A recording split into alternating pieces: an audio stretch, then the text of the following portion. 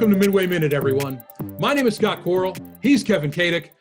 Coming up Sunday at noon, it's the Bears traveling to Motor City to take on the Detroit Lions.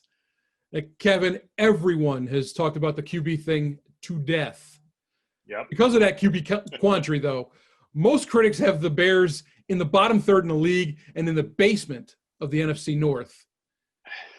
It's absolutely crazy. It's nuts. We saw this kind of come out on Thursday. Everyone started putting their predictions forward, and it's like almost unanimous Bears in the basement. And I don't see it. This is a team that was 8-8 last year. It's a team that wasn't terrible. I think, you're 2 wins away from 10-6. Yeah, you're 2 wins away from 6-10. But for a fourth place finish, we're talking, 4-12, 3-13. How is this team with that defense going to do that?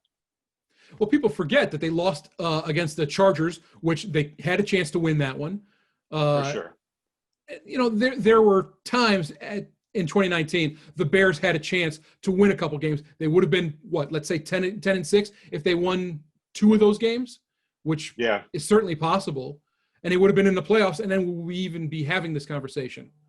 Well, I know every Bears fan right now is just bookmarking all those tweets from all the people at the national outlets and just ready to bring them back in December or January. Hopefully the Bears, fulfill that and actually do us a favor so you can do that. At the same time, I really hope the Bears are also taking notice of that. And I'm not a big bulletin board material guy here, but if I'm Matt Nagy, I'm taking everything and sticking that up at Halas Hall and using that as motivation going forward, because I think this team probably could use it, and there's a lot of motivation out there to be had. Well, one of those things is really critics are saying that the Bears have holes at every position group on offense. Yeah. How does that feed into the nationwide thought of the Bears? Look, I get it. I look at the Bears, and I have negative thoughts myself. You looked at this training camp, and granted, we didn't get to see a lot of the training camp because there was no open practices. Everything had to kind of go through the media, and there was no exhibition games. So, to me, I was a little bit more negative. We didn't hear a lot of good things kind of coming out, and then David Montgomery goes down. Akeem Hicks missed a lot of practice. Robert Quinn, I have no idea what's going on with Robert Quinn. He was hurt again this week, so I'm not feeling great about that. And then you look at the quarterback situation. At no point do you ever feel good about a team that has to sit back and look at every single snap during practice before deciding, who's their starting quarterback. So I do understand why people would trend towards the negative with them, but I just also don't think that this is a team that's probably picking top 5 next spring. Well, you talked about the defense a little bit. They're going to have to face a quarterback in Matthew Stafford, who actually was looking very good until he had an injury. Yeah. Against the Bears, though, just mediocre. So which Stafford should we expect to see against a now healthy Bears defense?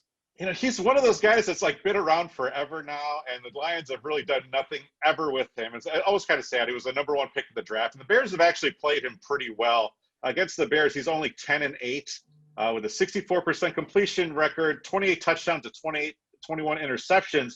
The Bears have put him on his back 46 times. So he's had good games against them. He's also had bad games against them. But at this point of his career, Matt Stafford is not a guy who I say, oh God, we're going in to face Matt Stafford. He's just not that to me. I don't think the Bears are really looking at Stafford and saying, oh, we've got our hands full. I think they'll be okay. All right, but he's got a guy behind him.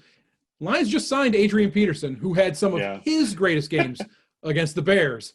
Now, word is he's starting game 1. What's he going to bring to that Lions offense that other running backs haven't? Yeah, now all day was a guy when he lined up against the Bears. Even when the Bears had great defenses, you were still worried. Look, I'm not exactly sure how much he has left in the tank. Washington obviously didn't think he had a lot, released him. The Lions, they've had an uncertain running back situation. So they were able to bring him back in and think that he's going to give him some carries.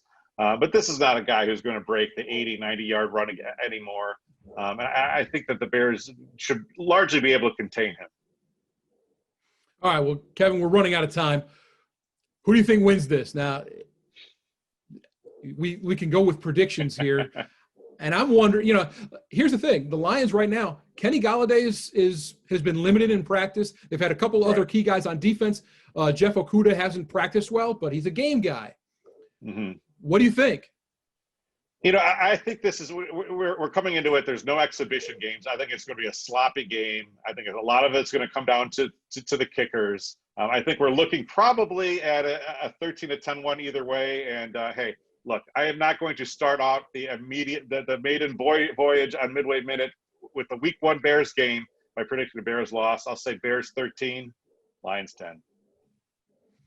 All right, let's see. Who should I go for? Unfortunately, I feel like I need to, because it's going to be so sloppy. And Jalen Johnson, as much as I like the kid, might not necessarily. He's going to get an indoctrination this week. I'm going to go 24-20.